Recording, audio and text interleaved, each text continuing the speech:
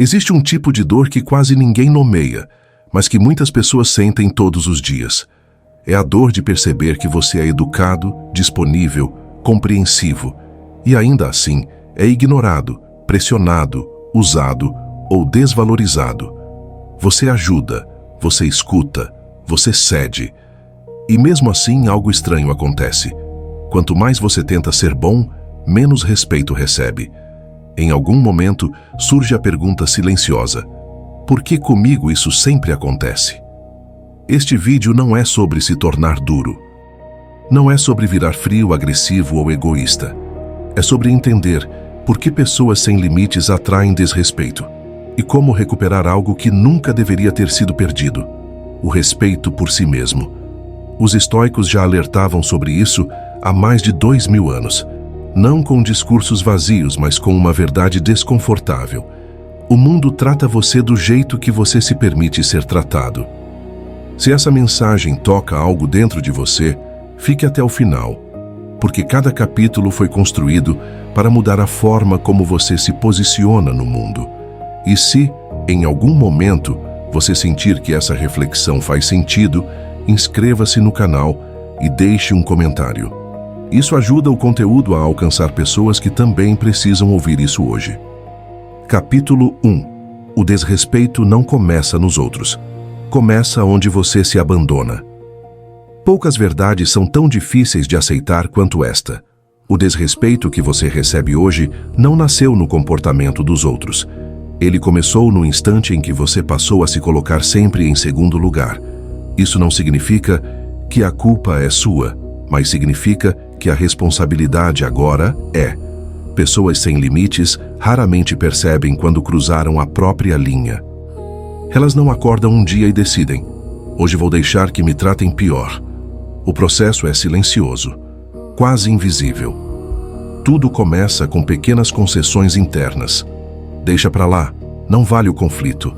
É só dessa vez. Eu entendo o lado dele. Não quero parecer difícil. E sem perceber, você vai se afastando de si mesmo. Os estoicos chamavam isso de perda da hegemonikon, o centro racional que governa suas ações. Quando você age constantemente contra aquilo que sente ser justo, algo dentro de você se fragmenta.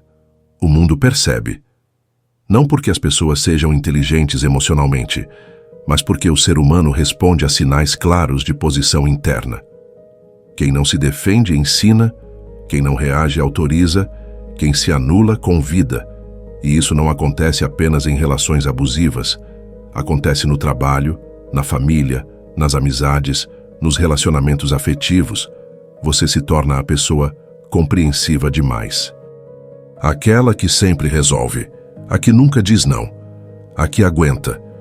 Mas aqui está o ponto crucial: ninguém respeita alguém que não se respeita visivelmente. Marco Aurélio escreveu algo poderoso em suas meditações. O valor de um homem é definido pelo valor das coisas com que ele se ocupa. Se você se ocupa sempre dos desejos dos outros e ignora os seus próprios limites, o mundo aprende rapidamente qual é o seu lugar. E esse lugar costuma ser o mais explorado. Pessoas sem limites costumam confundir respeito com aprovação. Elas acreditam que, se forem gentis o suficiente, serão amadas, aceitas, reconhecidas. Mas o respeito não nasce da concessão constante. Ele nasce da coerência interna. Quando você diz sim com o corpo tenso, quando concorda com algo que te corrói por dentro, sua postura muda, sua voz muda, seu olhar muda. Você pode não dizer nada, mas o seu comportamento comunica tudo. Epicteto foi direto: se você deseja ser respeitado, respeite a si mesmo. Isso não é uma frase bonita, é uma lei psicológica. O mundo testa limites o tempo todo, não por maldade, mas por natureza. E quando não encontra resistência, avança. É por isso que pessoas sem limites acabam sendo interrompidas, pressionadas, ignoradas ou usadas. Não porque são fracas, mas porque não aprenderam a sustentar o próprio valor. E talvez, enquanto você escuta isso, algo doa. Talvez você se reconheça. Se for o caso, saiba: não há nada de errado com a sua sensibilidade. O erro foi ter acreditado que ela deveria vir sem estrutura. Nos próximos capítulos, você vai entender por que bondade sem limites vira submissão, como o medo de desagradar corrói o respeito e como o estoicismo ensina a impor limites sem perder sua essência. Se este capítulo fez sentido para você, deixe um comentário dizendo "Eu entendi". Isso ajuda o canal e mostra que você está pronto para dar o próximo passo. Capítulo 2. Por que pessoas sem limites confundem bondade com submissão? Existe uma confusão silenciosa que custa caro a quem a carrega. Ela não nasce da fraqueza, nem da falta de caráter, nem de ingenuidade intelectual. Ela nasce de uma distorção emocional profunda. Confundir bondade com submissão. Pessoas sem limites geralmente acreditam que ser bom é ceder, compreender, tolerar, aceitar, engolir. Elas associam valor pessoal à capacidade de suportar. Quanto mais aguentam, mais acreditam que estão fazendo o certo. Mas o mundo não interpreta assim. O mundo não lê intenções. O mundo reage a posicionamento. A bondade verdadeira tem estrutura. Ela é firme, clara, tranquila. Ela sabe até onde vai e onde termina. Já a submissão é difusa. Ela pede desculpas por existir. Ela se adapta demais. Ela se molda ao ambiente para não ser rejeitada. E aqui está o ponto central. O respeito nunca nasce da submissão. Os estoicos entendiam isso com clareza. Para eles a virtude não era agradar, mas agir de acordo com a razão e com a dignidade. Sêneca alertava que quem se curva em excesso acaba sendo pisado.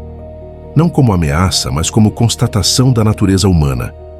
Quando você se mostra disponível o tempo todo, quando nunca estabelece um limite claro, quando sempre diz tudo bem mesmo quando não está, as pessoas não enxergam bondade, enxergam ausência de fronteiras.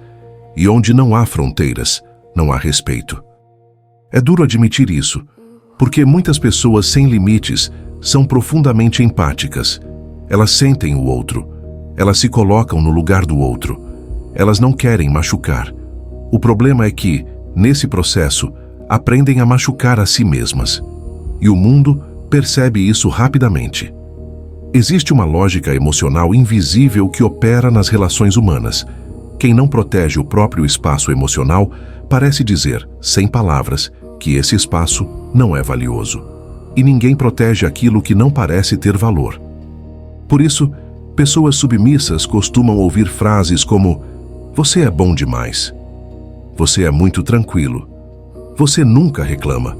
À primeira vista, parecem elogios. Na prática, são avisos.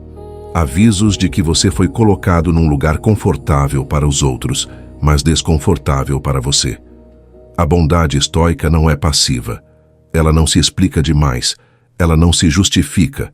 Ela não implora compreensão. Ela age com retidão e aceita as consequências dessa retidão. Epicteto ensinava que não devemos tentar controlar como os outros nos veem, mas devemos ser extremamente cuidadosos com aquilo que aceitamos.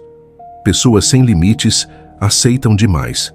Aceitam tom de voz desrespeitoso. Aceitam invasões emocionais. Aceitam exigências injustas. Aceitam atrasos, descasos, promessas vazias. E cada aceitação silenciosa vai moldando a forma como o mundo as trata. O mais doloroso é que isso não acontece de forma explícita. Ninguém diz, "Vou te desrespeitar porque você é submisso". O desrespeito surge aos poucos, interrupções constantes, piadas que passam do limite, pedidos cada vez mais abusivos, decisões tomadas sem te consultar. E quando você tenta reagir tarde demais, o choque é grande. As pessoas se surpreendem, algumas se irritam, outras minimizam. Não porque você está errado, mas porque você mudou o papel que sempre desempenhou. E isso revela algo essencial. O respeito que você recebia não era respeito, era conveniência. O estoicismo nunca ensinou a ser conveniente, ensinou a ser íntegro.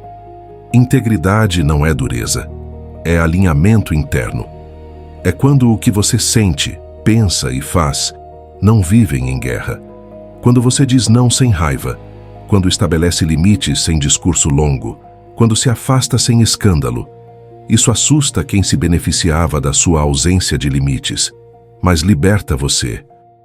Pessoas sem limites acreditam que, ao se posicionar, perderão afeto, oportunidades, vínculos, às vezes perdem mesmo. Mas o que se perde nesse processo nunca foi respeito verdadeiro. Era apego, era dependência, era comodidade. Marco Aurélio lembrava a si mesmo que não devemos pagar qualquer preço para sermos aceitos. Quando você entende isso, algo muda. Você percebe que bondade não exige autoabandono, empatia não exige silêncio constante, maturidade não exige submissão. Você começa a falar menos e sustentar mais. E o mundo responde. Talvez não imediatamente, talvez não de forma suave, mas responde.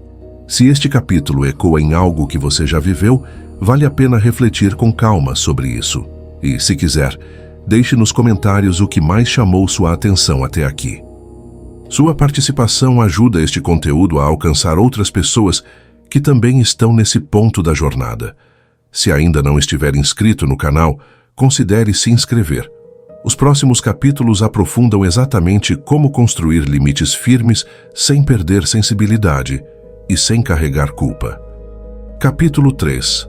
O medo de desagradar e a raiz psicológica da falta de limites. Existe um medo que não grita, ele sussurra. Não aparece como pânico, nem como ansiedade evidente.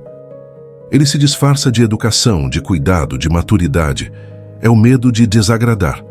Quase toda pessoa sem limites carrega esse medo, mesmo que nunca tenha dado um nome a ele.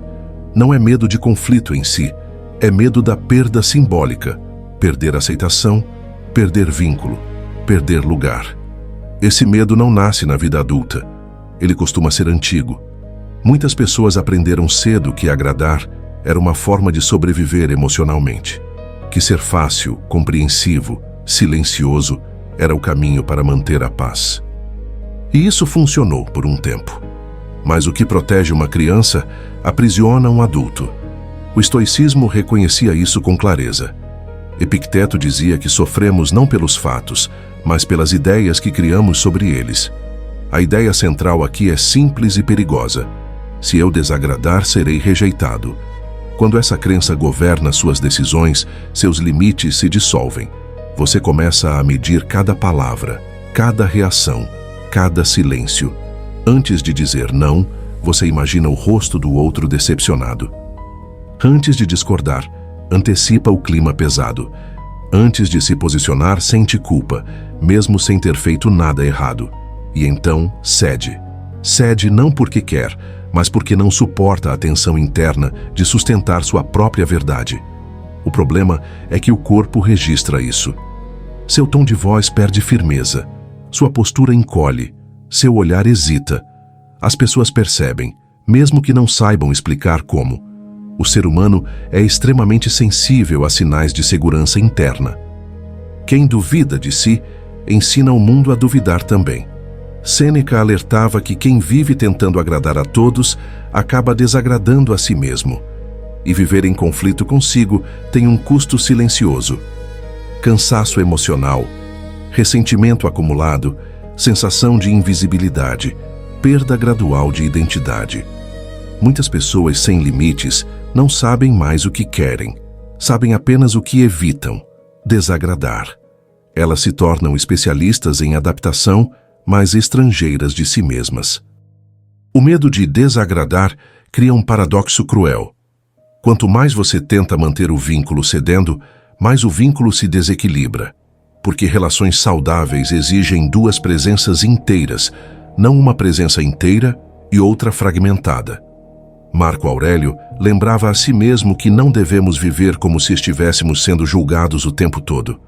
Quando você vive sob julgamento imaginário, sua vida deixa de ser sua. Cada limite não imposto reforça a crença de que seu desconforto importa menos do que a tranquilidade dos outros. E essa crença se transforma em comportamento automático. Você diz, tudo bem, quando não está. Você ri de algo que te fere. Você aceita o inaceitável para preservar uma harmonia falsa. Com o tempo, o respeito desaparece e o ressentimento cresce. E o mais trágico, ninguém percebe esse ressentimento. porque você aprendeu a escondê-lo bem. O estoicismo não propõe eliminar o medo, mas não ser governado por ele. Desagradar faz parte da vida adulta saudável. Nem toda frustração é violência, nem todo desconforto é rejeição. Quando você impõe um limite, algumas pessoas se afastam, outras se ajustam, e algumas revelam quem realmente são. Isso não é perda, é clareza. Pessoas que só permanecem quando você se anula não estavam ligadas a você. Estavam ligadas à sua submissão. O medo de desagradar enfraquece porque nunca é enfrentado. Ele cresce no silêncio, mas diminui rapidamente quando você percebe algo fundamental. Quem te respeita de verdade não exige que você desapareça. Se este capítulo fez você refletir sobre situações que já viveu, talvez valha a pena registrar isso. Se quiser, compartilhe nos comentários qual foi o momento em que você percebeu que estava cedendo demais. Sua reflexão pode ajudar alguém a se reconhecer também. E se esse tipo de conteúdo tem feito sentido para você, considere se inscrever no canal. Os próximos capítulos mostram como transformar esse medo em firmeza tranquila, sem brigar com o mundo e sem trair a si mesmo. Capítulo 4. Como o corpo e a postura denunciam quem pode ser ultrapassado. Antes que qualquer palavra seja dita, o corpo já falou. Muito antes de alguém testar seus limites verbalmente, sua postura, seus gestos e sua presença já enviaram sinais claros sobre o quanto você pode ser ultrapassado. Isso não é teoria, é comportamento humano básico. O estoicismo sempre entendeu o corpo como extensão da mente. Para os estoicos, não existe separação real entre o que você pensa e a forma como você ocupa o espaço. Quem vive em constante autoabandono emocional carrega isso no corpo. O corpo se fecha, os ombros cedem, o peito recua, a respiração encurta, e o mundo lê esses sinais com precisão assustadora, não por maldade consciente, mas porque o ser humano reage à presença, não a discursos internos. Pessoas sem limites costumam se explicar demais, mas antes mesmo de explicarem, o corpo já disse: você pode avançar. O olhar evita confronto. O sorriso surge em momentos inadequados. A cabeça concorda antes do pensamento terminar. Tudo isso comunica submissão mesmo quando a intenção é ser gentil. Sêneca dizia que a alma molda o corpo e o corpo reforça a alma. Quando você vive tentando não incomodar, seu corpo aprende a diminuir. E quem se diminui, raramente, é tratado com consideração. Observe com atenção. Pessoas respeitadas não são necessariamente agressivas. Elas não gritam, não impõem medo. Elas ocupam o espaço com naturalidade. Elas falam pausadamente. Mantêm contato visual. Não pedem desculpas por existir. Não se justificam em excesso. Isso não é técnica. É consequência de uma decisão interna. Não se abandonar. Pessoas sem limites costumam ter o corpo em alerta constante. Elas antecipam conflitos que nem existem. Se preparam para ceder antes mesmo do pedido. Essa antecipação gera tensão crônica. E tensão constante cria sinais de fragilidade emocional. O mundo percebe. Marco Aurélio lembrava a si mesmo que ninguém pode ferir nossa dignidade sem nossa colaboração. O corpo colabora quando se encolhe. Quando você fala baixo demais, quando ri para suavizar uma invasão, quando se curva para evitar desconforto alheio, você ensina o outro a não levar seus limites a sério.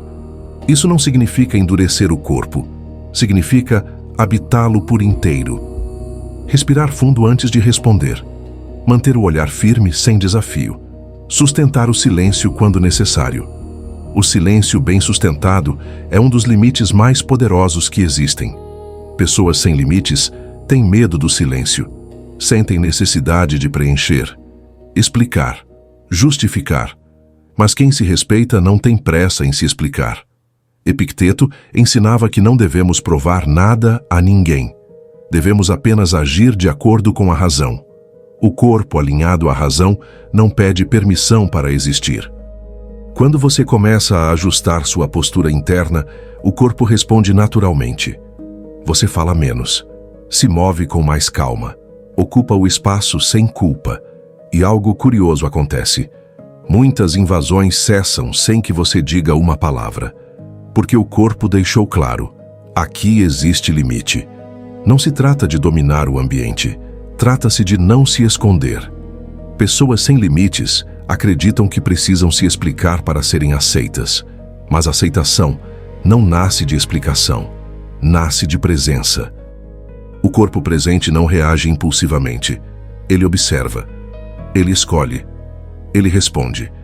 Quando alguém ultrapassa um limite e você mantém a postura, o olhar, o tom calmo, o silêncio firme, o outro percebe imediatamente que algo mudou.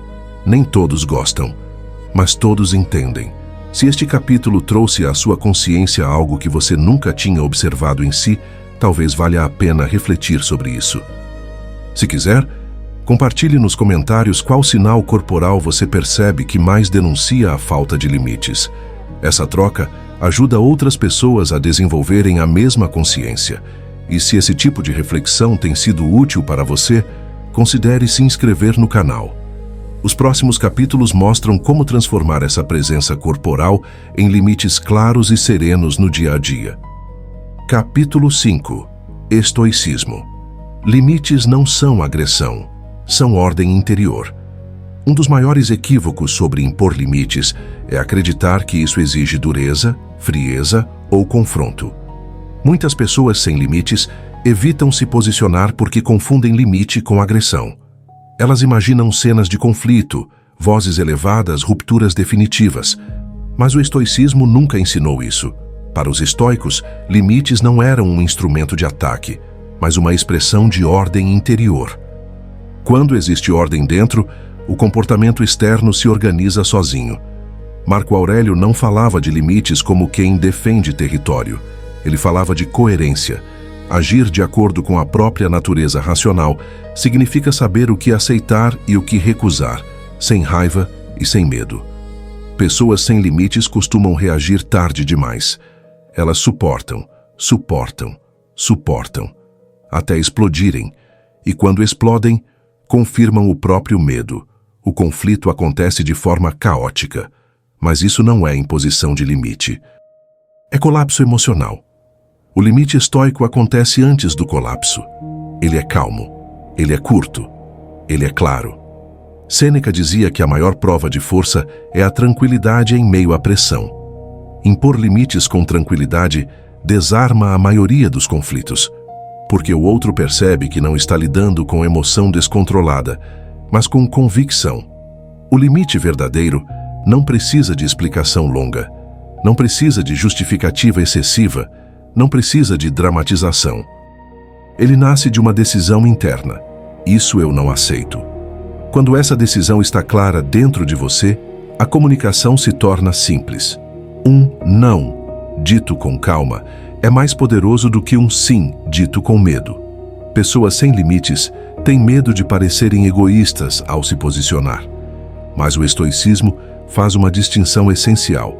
Egoísmo é agir apenas pelo próprio interesse. Dignidade é não se violar. Você não precisa sacrificar sua paz para provar que é uma boa pessoa. Epicteto ensinava que se alguém tenta tirar aquilo que não depende de você, não vale a pena resistir. Mas se tenta invadir sua conduta, seus valores, sua integridade, a resistência é necessária. Não como ataque, como firmeza. O limite estoico não busca vencer o outro. Busca manter a própria retidão. Quando você age assim, o resultado é curioso. Muitos conflitos simplesmente não acontecem, porque a outra pessoa sente que não há espaço para negociação emocional. Há clareza. Pessoas sem limites costumam negociar o próprio desconforto. Elas explicam demais, pedem desculpas antes mesmo de dizer não. Tentam suavizar algo que não precisa ser suavizado. O estoicismo ensina o contrário. Quanto mais simples o limite, menos resistência ele encontra. Dizer não posso fazer isso é mais eficaz do que explicar por 10 minutos por que você não deveria fazer aquilo. O excesso de explicação passa insegurança. A simplicidade passa convicção. Marco Aurélio escrevia para si mesmo que não devemos permitir que o comportamento dos outros desorganize nossa mente. Quando você impõe um limite com raiva, o outro vence 2 vezes, invade seu espaço e ainda rouba sua paz.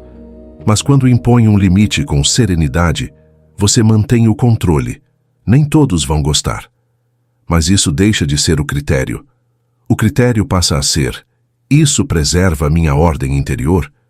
Pessoas que respeitam limites claros costumam se ajustar rapidamente. Pessoas que se irritam com limites revelam intenções que antes estavam escondidas. Ambos os cenários são úteis. O estoicismo não promete relações sem tensão. Promete relações verdadeiras, e a verdade exige fronteiras. Se este capítulo ajudou você a enxergar limites de uma forma diferente, talvez valha a pena refletir com calma. Se quiser, deixe nos comentários qual foi a ideia que mais mudou sua percepção sobre impor limites. Esse tipo de troca fortalece a reflexão coletiva. E se ainda não estiver inscrito no canal, considere se inscrever.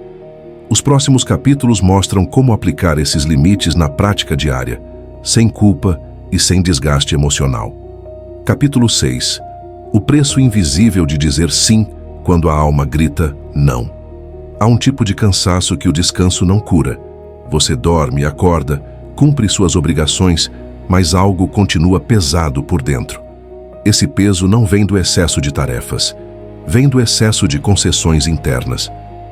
Cada sim dito contra a própria vontade cobra um preço, e esse preço não aparece na hora, ele se acumula. Pessoas sem limites raramente percebem o quanto estão cansadas até o corpo começar a falar. O corpo sempre fala quando a alma é ignorada. Dores sem causa aparente, irritação constante, desânimo silencioso, sensação de estar sempre devendo algo. Tudo isso é resultado de um padrão repetido: dizer sim para não desapontar e dizer não para si mesmo. Os estoicos compreendiam isso profundamente. Para eles, viver contra a própria natureza racional era a maior fonte de sofrimento humano. Sêneca escreveu que nenhum vento é favorável para quem não sabe para onde vai. Quando você não sabe onde seus limites estão, qualquer pedido vira obrigação. E a vida se transforma numa sequência de respostas automáticas. Pessoas sem limites vivem reativas, respondem antes de sentir, aceitam antes de pensar, concordam antes de avaliar o custo. O sim se torna um reflexo e o ressentimento, uma consequência.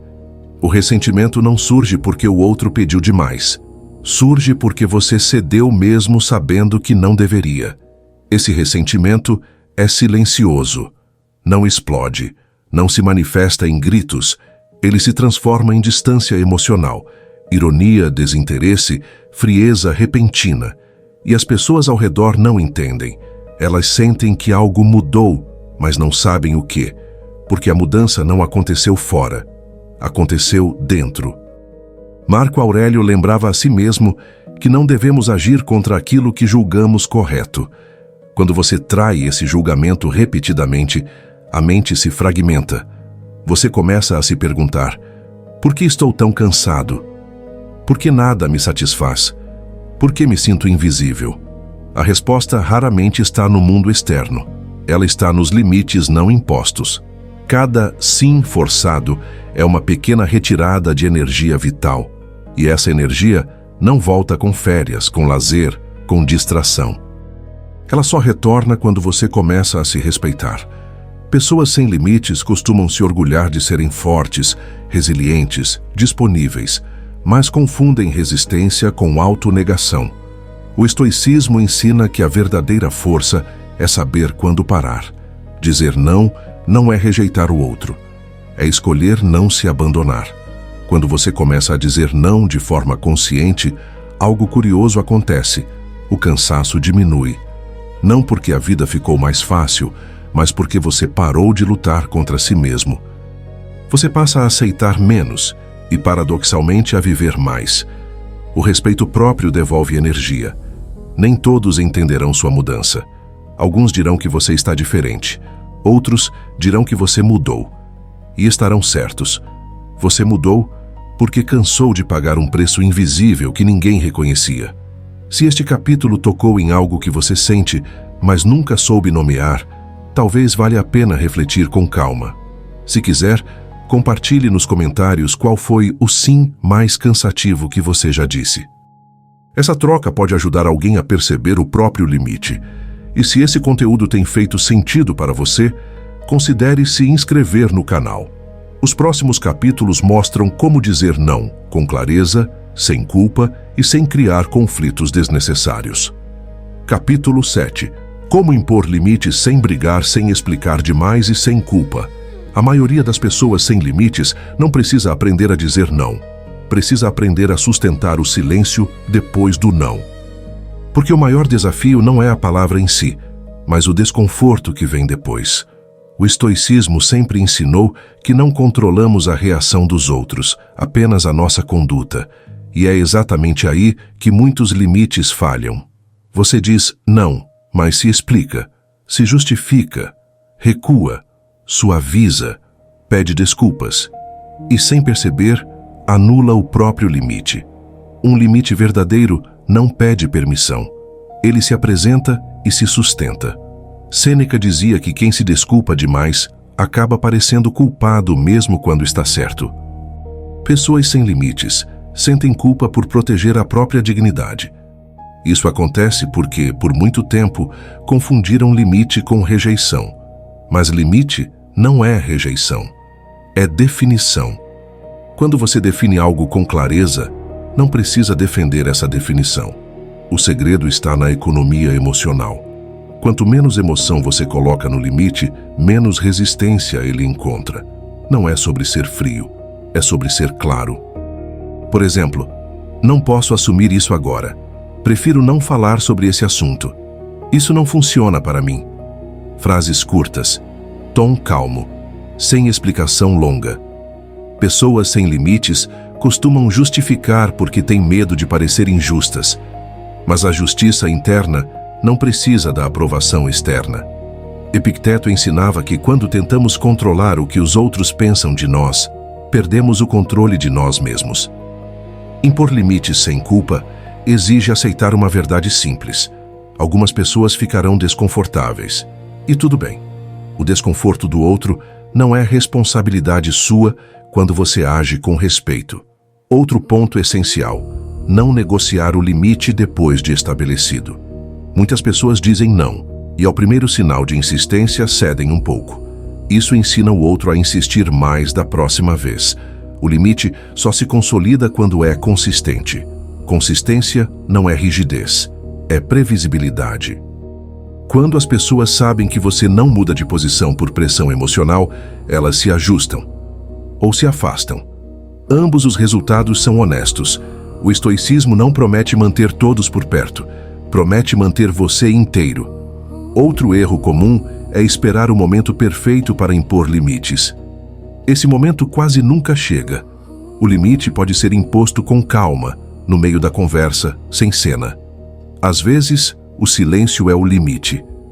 Não responder imediatamente, não se justificar, não reagir. O silêncio firme comunica mais do que muitas palavras. Marco Aurélio lembrava a si mesmo que não devemos nos apressar para agradar. Quando você desacelera, o mundo desacelera com você. Pessoas sem limites vivem aceleradas emocionalmente.